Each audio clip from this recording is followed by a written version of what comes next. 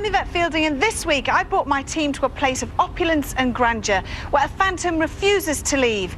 Welcome to Most Haunted and to New Jersey's Southern Mansion.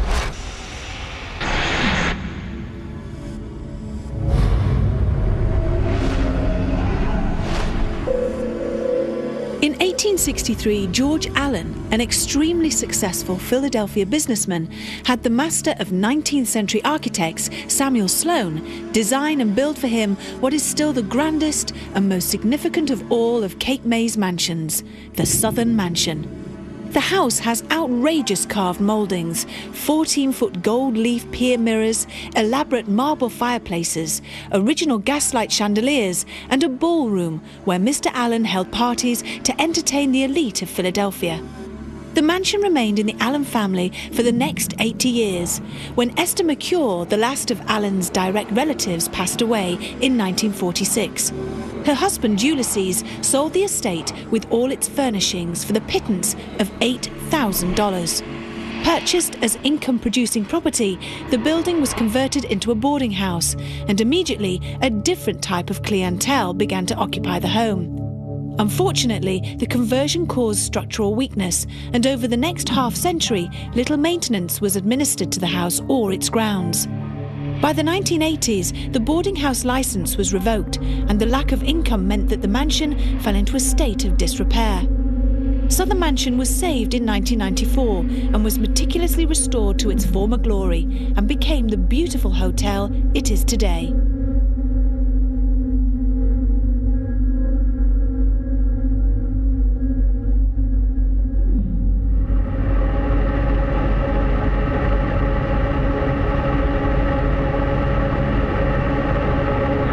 The kitchen is said to be a favourite haunt of the Southern Mansion's most prolific ghost. As well as objects being moved and the sound of someone walking around the area, the figure of a woman has been seen here on many occasions, watching over the food being prepared. Although there are said to be many ghosts that have made their home here, most of the activity seems to centre around a former resident, Esther McCure. She's been seen numerous times wandering the place she loved so dearly. The scent of rose perfume can be witnessed in many of the rooms, and her carefree laughter echoes in the night. And on some occasions, Esther can be seen dancing from room to room. Contrary to many ghost stories, this is a happy one. Esther seems very content with the painstaking renovation that has taken place here and doesn't mind anyone witnessing her enjoyment. It is thought that a girl who died here causes tension with the other spirits and is the only negative entity here. Cold spots, doors shutting, even locking on unsuspecting guests, and a mysterious dark shadow are all attributed to her. But who is she and why is she here? We have 24 hours to find out. Given its mixed fortunes over the years, what more can historian Leslie Smith tell us about this beautiful building and those whose fortunes were housed within it? No wonder this place, with the sea just a whisper away, has been somewhere where the rich and powerful have come to build beautiful houses, who had fine big businesses in the cities nearby. One of them was George Allen, who built this remarkable building. Opulent, exotic, and when you come here now, some of the furniture from his time is still here, which is quite an achievement. George Allen, the successful businessman who had a loving and happy marriage, sadly had no children. So he left this house to his niece, Esther, who he loved very much. She in turn married a French banker who went by the extraordinary name of Ulysses Mercure. I'm afraid it was a deeply unhappy marriage. This girl did not bear children. It seems her husband wasn't keen to forgive her for that. And she turned to drink, I'm afraid. It is said her ghost is still here, clinging to the times when she was happy. There's a smell of perfume of roses, the sound of people calling. Going deep down into the old ballroom, there is Mutton Chops, another ghost. We're not too sure he is, but there he is, called that because of this extraordinary growth of hair around his face, standing very still and staring. People see him very often. In fact, he was seen in one of the bedrooms, and a couple checked out fast. With such a history and so much phenomena, how will we cope tonight?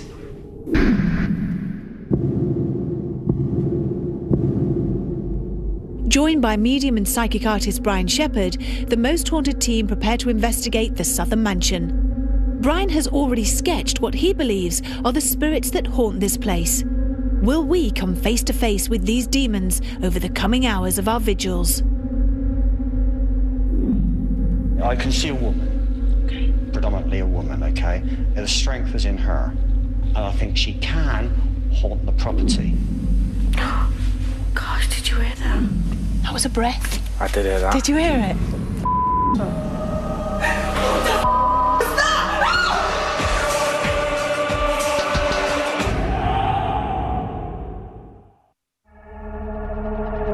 The Most Haunted team are in the state of New Jersey.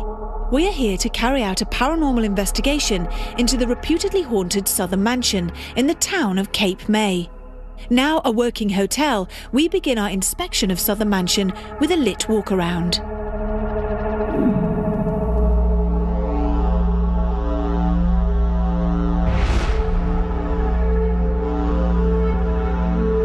You get a sense as soon as you come in of, you can see how the people would have been here, how they lived, how they would have dressed, that sort of thing. It's very grand, isn't it? Well, we get a sense of it, yeah. I mean, just that. You could, absorb that, if you like, a sense of family here, comparatively rich family. Mm-hmm. Probably, I don't know. I don't know, but I would guess sort of like Philadelphian or something. They got money, real money. Okay. I mean, just wonderful, wonderful setting. When you say family, you seem to have picked up on the family and the information about them quite quickly being very wealthy. Any name with this family that would have lived here? Right. As I said, rich, so money, powerful family, powerful man. I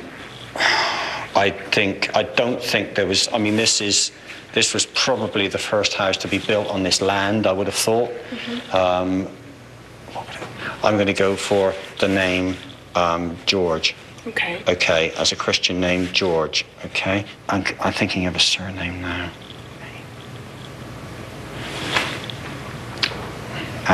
Allen. Allen? Okay. I'm going to go for that. So you said George Allen was the person who would have built this property, would have built this grand, the mansion on these grounds. Any time period that you can give us?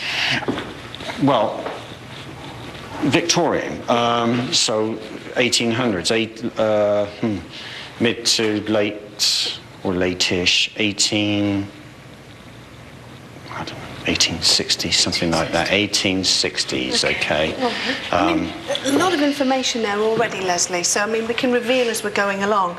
So we've got George Allen. Bang on. Bang on, right? Yeah, that's the man who built it. No evidence there was any property there before. On this land, extremely rich, yes, connections in Philadelphia. Rich family. And the timing's right. I can see a woman. Okay. Predominantly a woman, okay? The strength is in her. I would say when you're talking about haunting, and I think she does, and I think she can haunt the property. The whole place. Yeah, as opposed to just one room. Let's move to a different area and hopefully we can tap into this woman and find out more information, yeah? No, of course. From the parlour, we move into the mansion's kitchen, which is today very much the working heart of the hotel's catering department.